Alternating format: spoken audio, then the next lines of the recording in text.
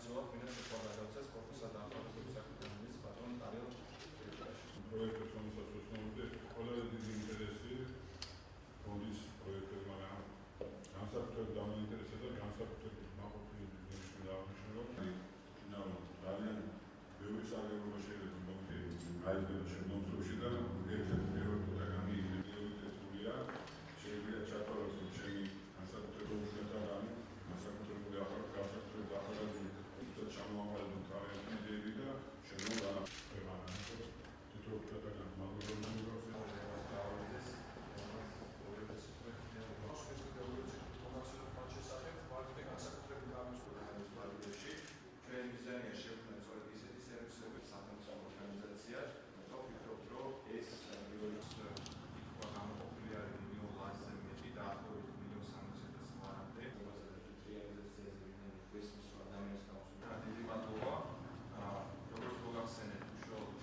აღნიშნული პროექტის ბიუჯეტი 1 მილიონი არის და 1 მილიონი არის ბიუჯეტის ფარგლებში ახალგაზრდებს ეძლევათ საშუალება, რომ თავიანთი იდეები განახორციელონ, განსაკუთრებით მნიშვნელოვანი არის სოციალური საწარმოების განვითარების კუთხით არის ძალიან დიდი ინტერესი.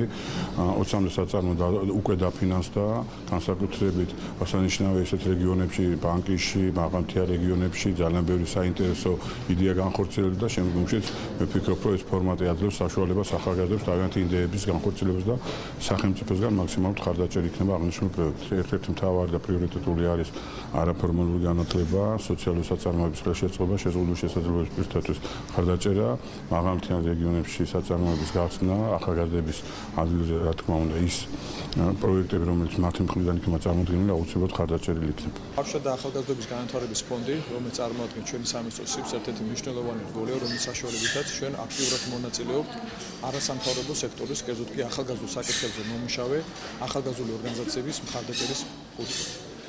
ეს ერთ-ერთი უმნიშვნელოვანესი ვალდებულებაა ზოგადად ახალგაზრდული ორგანიზაციების მხარდაჭერა, რომელიც ჩვენმა ქვეყანამ აიღო ასოცირების ხელშეკრულების საფუძველზე და მოწადინებული ვართ ჩვენი მხრიდან, ჩვენი სამინისტრო, რათა თავისი წვლილი შეიტანოს ამ კუთხით. წლევანდელ წელს გამოყოფილი 1 მილიონი ლარი, რომელიც უნდა მოხმარდეს ახალგაზრდების ჩართულობას და დასაქმებას. ამახარებს ის ფაქტი, რომ გვაქვს ძალიან პოზიტიური დინამიკა უკვე წინა წლებიდან გამომდინარე და მე იმედება, რომ წლევანდელ წელს არანაკლები აქტივობით გამოირჩევა არასამთავრობო სექტორი და ბევრ საპროექტო წინადადებასაც მივიღებთ. შარშანდელ წელს 156-დან დაფინანსდა 53 პროექტი, წლევანდელ წელს კი მათი რაოდენობის ზრდას ველოდებით.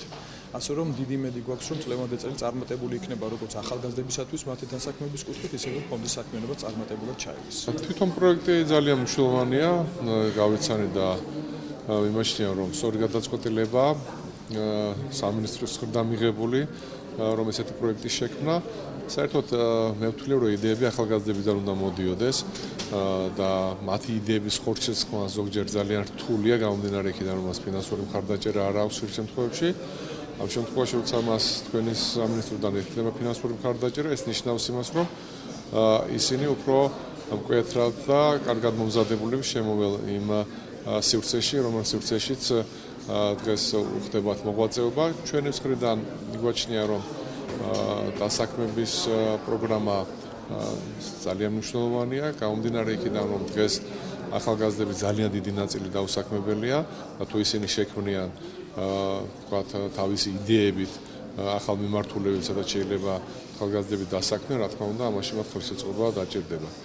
თქვენი მხრიდან კარგი ეს ნაბიჯი რო გადაედგა, ჩვენც ვეცდებით, რომ აგვხვეთ და ამ მიმართულებით გარკვეული პროგრამების შექმნათ იმისთვის, რომ რაც შეიძლება მეტი ახალგაზრდა დასაქმდეს. ფონდმა გამოაცხადა იდეების კონკურსი ახალგაზრდებისთვის, რომლის ფარგლებშიც გამოყოფილია 1 მილიონი ლარი და 4 პროგრამის ფარგლებში ახალგაზრდა არასამთავრობო ორგანიზაციებს შეუძლია წარმოადგენენ საპროექტო წინადადები, ეს გახლავთ ახალგაზრდების დასაქმება და არაფორმალური განათლება, სოციალურ მეწარმეობაზე იქნება განსაკუთრებული აქცენტი ამ პროგრამაში, ასევე სპორტული მიმართულება, სამოქალაქო მონაწილეობა და ინოვაციებისა და ტექნოლოგიური განვითარების პროგრამები.